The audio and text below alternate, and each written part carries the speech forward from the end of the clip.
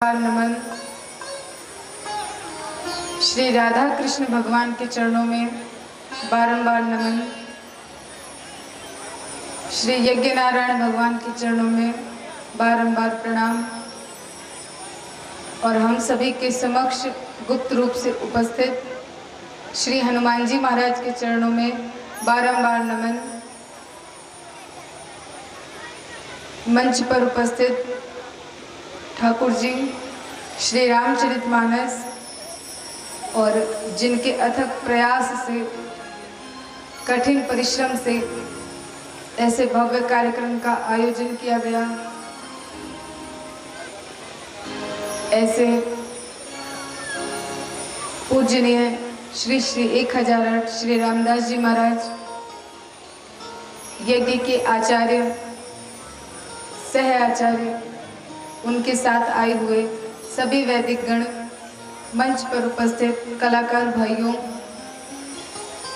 सभ्य श्रोता बंधुओं, श्रद्धामयी करुणामयी माताएं, बहनें, हमारे भारत के कल का भविष्य, नन्हे मुन्ने बाल गोपाल, और जहाँ तक भी यह आवाज़ जा रही है, आप सभी को हमारी तरफ से साधुवाद। और आज इतनी संख्या देख करके बड़ा अच्छा लग रहा है।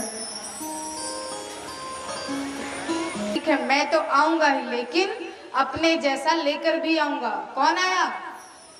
श्री भरत जी महाराज, इसीलिए चतुर राजा। और वो चतुर कैसे थे? जैसे कि वो बूढ़ी माई थी। वो बूढ़ी इतनी चतुर थी कि उसने थोड़े दिन तपस्या की। भगवान शंकर की बड़ी अच्छी भक्त थी। तो महाराज तपस्या करती है और एक दिन भगवान शंकर प्रसन्न हो गए, प्रकट हुए, दर्शन दिया, बोले वरदान मांगो, लेकिन एक ही वर दूंगा। कितना? एक। अब वो सोचने लगी और उसको चाहिए बहुत कुछ था, क्योंकि आंखों से अंधी थी, घर में पोता जन्म नहीं ले रहा था और गरीबता बहुत थी।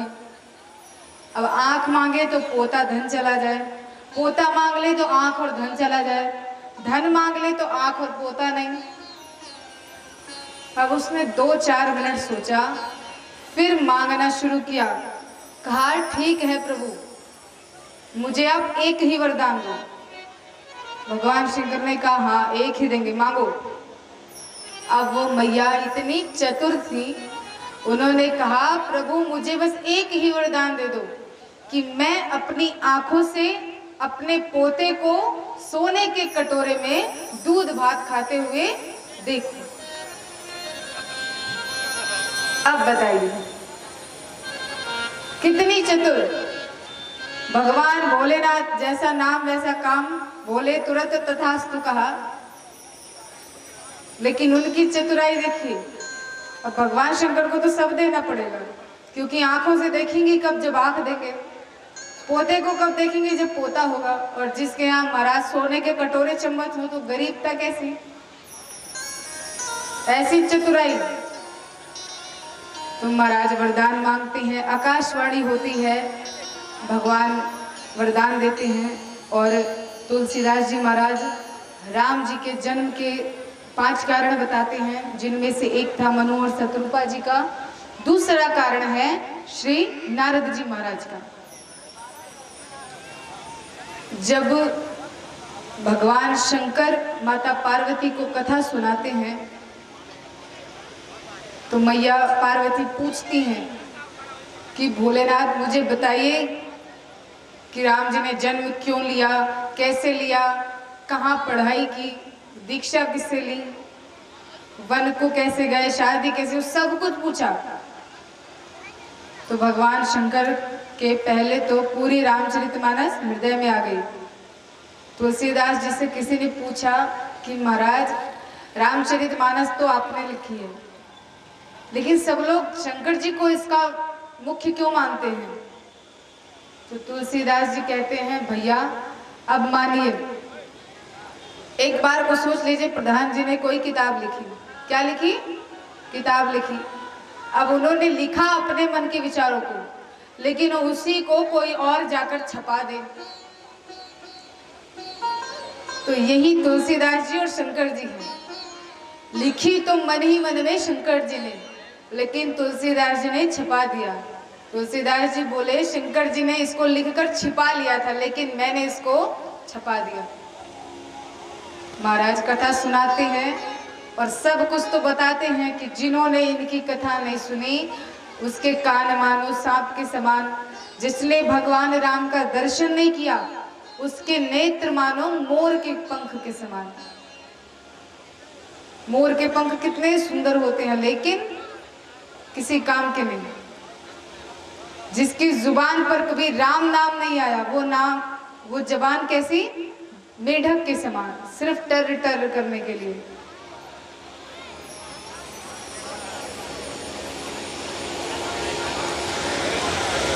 तो महाराज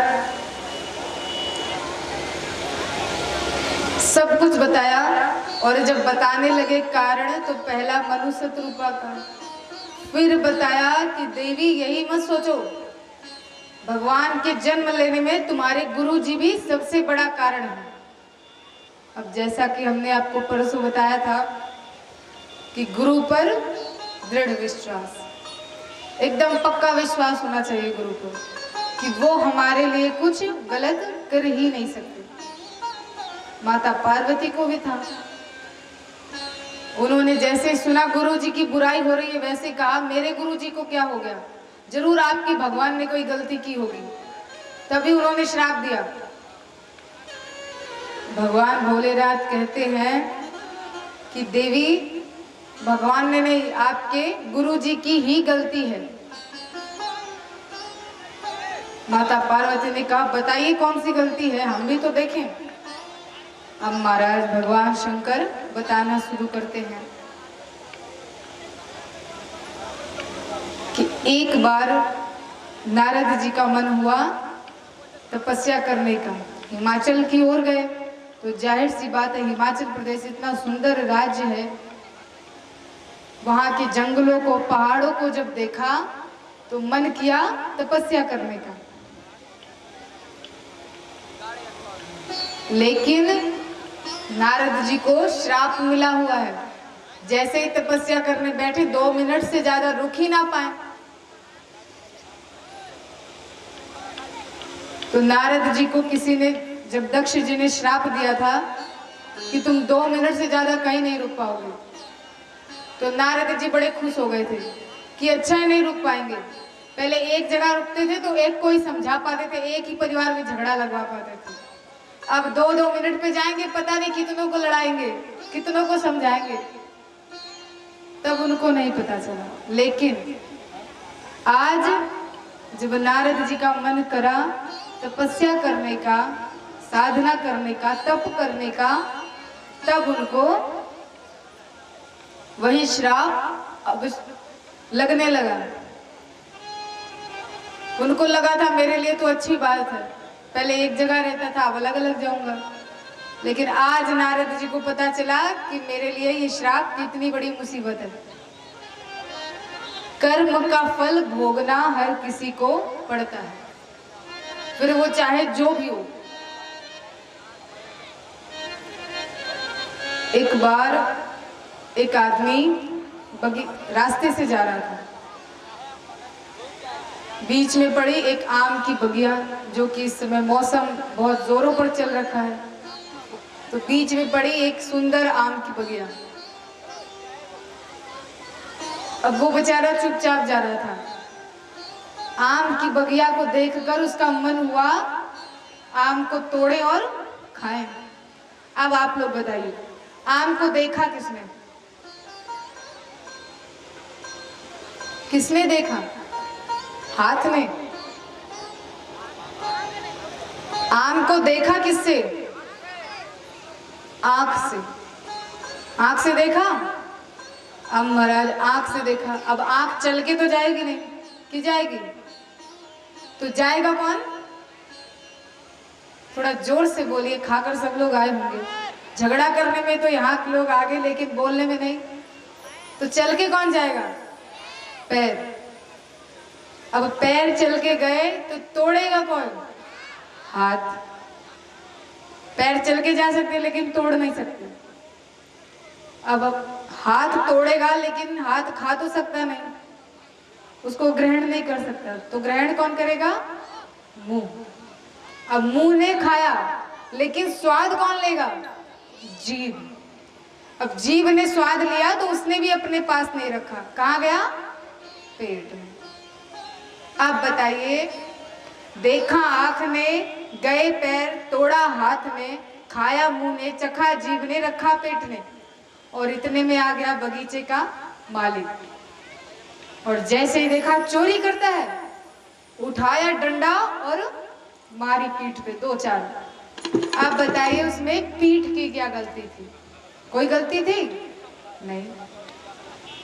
अब यही बात को लेकर एक संत के पास में एक व्यक्ति गया और कहा कि महाराज जी, आप लोग बड़ा प्रवचन करते हो कि करने का फल भोगना पड़ता है, लेकिन यहाँ पर तो उल्टा ही हो गया। शुरुआत आंख से हुई, बेचारी मार पड़ी पीठ को। तो महात्मा जी और फिर कहा कि बेटा, अगर एक कदम आगे और सोच लिया होता तो तुम्हें तुम्हारी बात का जवाब मिल गया होता।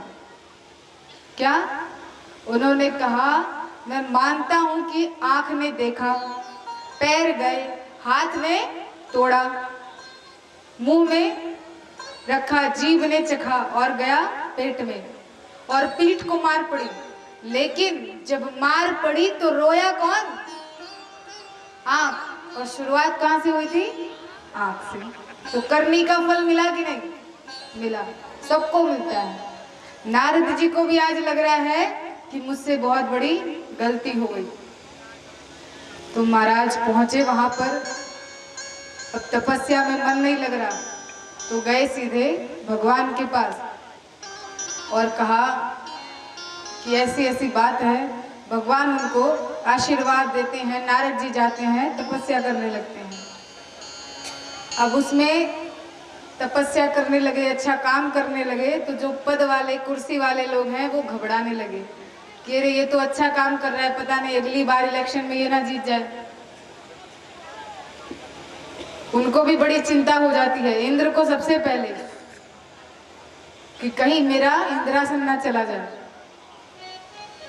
अब महाराज, जैसे इंद्र को पता चला कि नारद जी तप कर रहे हैं, वहां से भेजा सीधा काम को।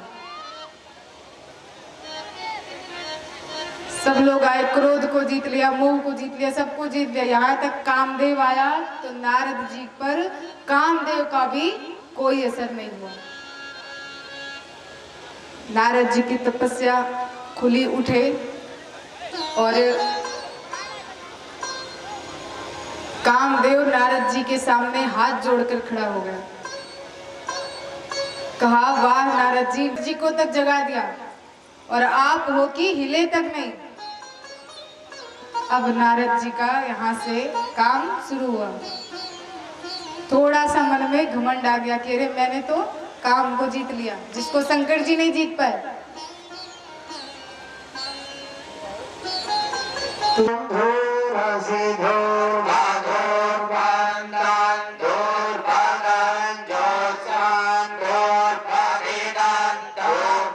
जिन भक्तों का सहयोग के द्वारा तो सब बड़े सौभाग्यशाली भगवान की कृपा पात्र है कि सौ धन धन धर्म गत जाते। धन वही धन होता है जिसकी गति धर्म की होती है। जो भगवान के शरण में चला जाता है वो धन्य हो जाता है। आप लोग बहुत सौभाग्यशाली है कि इस टाउन क्षेत्र जिला गोंडा उत्तर प्रदेश में भगवान शिव की असीम कृपा से ये प्रथम बार इतना विराट कार्यक्रम का आयोजन और आप सभी लोगों के